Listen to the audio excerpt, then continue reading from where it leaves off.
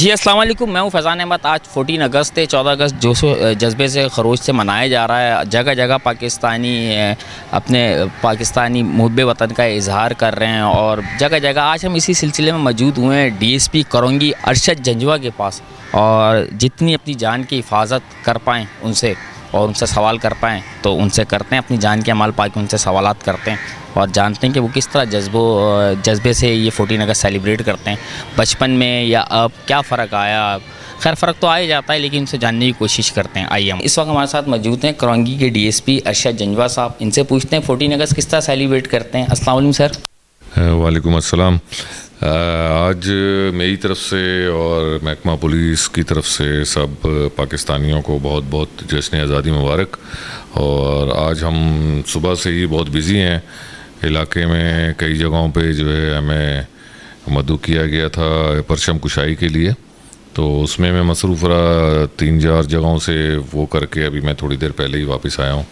तो माशाल्लाह से लोगों का जोश व खरोश बहुत ज़्यादा है और बस हमारे वतन को अल्लाह पाक कायम व दायम रखे और तरक्की अता फरमाए। और जबकि हमें पता चला था हमारी इत्तला के मुताबिक कि आपकी तबीयत बड़ी नासाज है और आज भी आप मसरूफियात में रहे।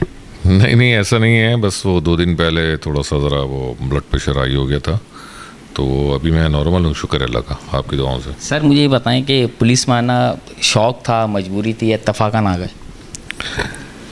नहीं, ऐसा कुछ भी नहीं है कि इत्तफाकन वाली बात भी नहीं है और शौक़ कह सकते हैं। पहले तो अंदाज़ा नहीं था, लेकिन जब हमने पुलिस ज्वाइन की तो उसके बाद हमें शौक़ हो गया। और ये मतलब बहुत अच्छी एक सर्विस है, नौकरी है जिसमें आप लोगों के काम आते हैं और अल्लाह पाक ने इसमें बहुत इज़्ज़त रखी है इस इदारे में।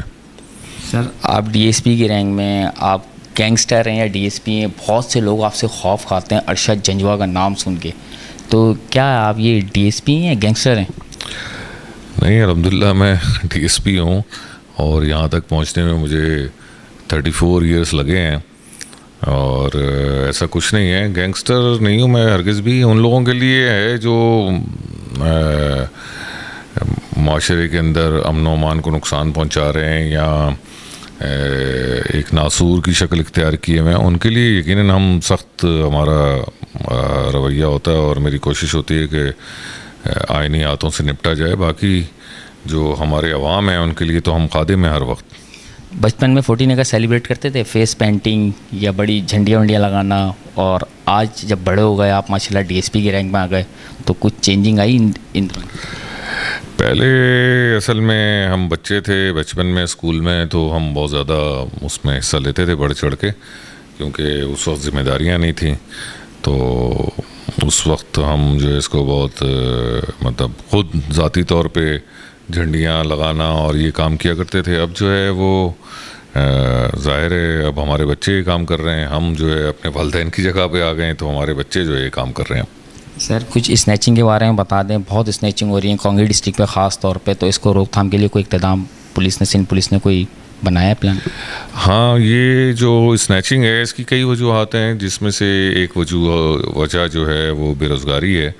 हमारा शहर जो है तकरीबन इसकी काफ़ी ज़्यादा आबादी है, तो वो आबादी मैं नहीं बोल सकूँगा कि जो मरदमशुमारी के बाद आई है, लेकिन बहरहाल और मुख्तलिफ़ कौमियतें यहाँ पे बसती हैं कराची में। और कराची अल्लाह पाक ने ऐसा शहर बनाया है जिसने हमेशा सबको माँ जैसा रखा है, पूरे पाकिस्तान को नहीं बल्कि पूरे साउथ एशिया को भी।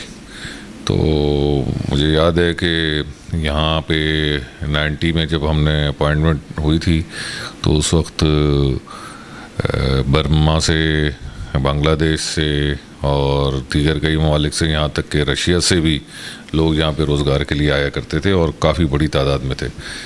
बहरहाल वो वक्त जैसे जैसे गुज़रा तो हालात चेंज हो गए।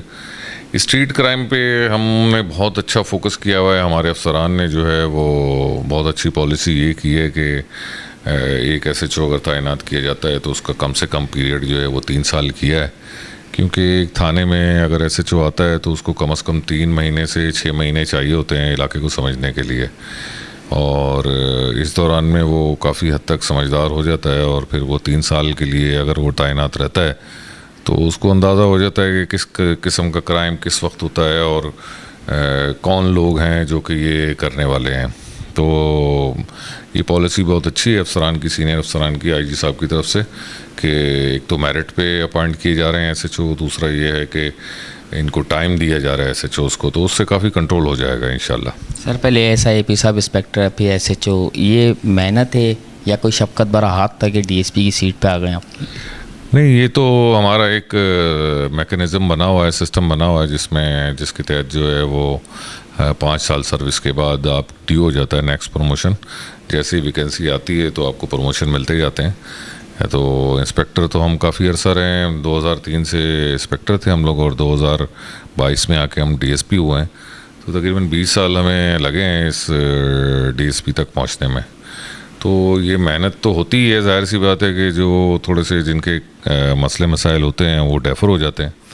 तो अल्हम्दुलिल्लाह मैं अपने टाइम पे ही बना हूँ डीएसपी, जो मेरा टाइम पीरियड था।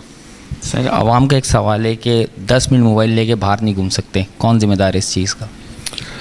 यकीनी तौर पे हम लॉ एंड ऑर्डर और मतलब कानून नाफिज करने वाले इदारे और हम पुलिस जो है वो इसके ज़िम्मेदार हैं, क्योंकि उसकी वजह यह है कि लोग हम पे एतमाद करते हैं और हमारी तरफ देखते हैं कि हम इसको कंट्रोल करें। कोई हमारी तरफ से कोई कमी नहीं है, लेकिन बहरहाल ज़ाहिर है हर इलाके के अपने मसाइल होते हैं। जिस तेज़ी से कराची की आबादी बढ़ रही है। सर एसएचओ किस तरह क्राइम को कंट्रोल करेंगे, कोई हिदायत होती है आपकी, किस तरह क्राइम पे काबू कर पाएंगे तमाम एसएचओ? जी बिल्कुल, ये आपने बहुत अच्छा सवाल किया है कि एसएचओ किस तरीके से अपने इलाके को कंट्रोल कर सकता है और किस तरह वो क्राइम को कंट्रोल कर सकता है। जब मैं एसएचओ पहली बार अपॉइंट हुआ था तो मुझे एक मेरे बहुत ही काबिल सीनियर पुलिस अफसर ने 2 चीज़ें बताई थी। उन 2 चीज़ों पे अगर हम अमल करते रहेंगे तो तमाम एसएचओ साहिबान के लिए मेरा ये मशवरा है और सीनियर अफसरान से भी गुजारिश है, तो आप जो है क्राइम पे ना सिर्फ कंट्रोल कर लेंगे बल्कि बहुत अच्छा अमन व अमान भी कायम होगा।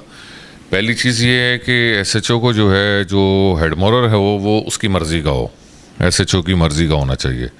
दूसरा, एसएचओ के पास अपने 4 से 5-6 बंदे उसके अपने एतमाद वाले होने चाहिए, जो कि जैसे ही खुदा ना खास्ता कोई उसके इलाके में क्राइम होता है तो वो बेशक यूनिफॉर्म पहन के ड्यूटी करें, जिनको पहले उर्फ़ आम में जो है वो स्पेशल कहा जाता था। स्पेशल का कॉन्सेप्ट अब ख़त्म कर दिया गया है और होना भी चाहिए, लेकिन ये है कि यूनिफॉर्म में एसएचओ के 4 बंदे एतमाद वाले होने चाहिए जो कि इलाके से वाकफियत रखते हों और जो बहादुर भी हों और फ़ौरन क्राइम को अगर कोई जुर्म सरज़द हो जाता है तो वो फिर उसको डिटेक्ट करें।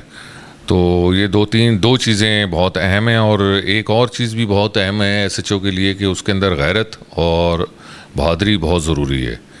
जितना एसएचओ गैरतमंद होगा अल्लाह पाक उसकी उतनी ज़्यादा मदद करते हैं, और बहादुर जितना होगा वो जराइम पेशा से डरेगा नहीं।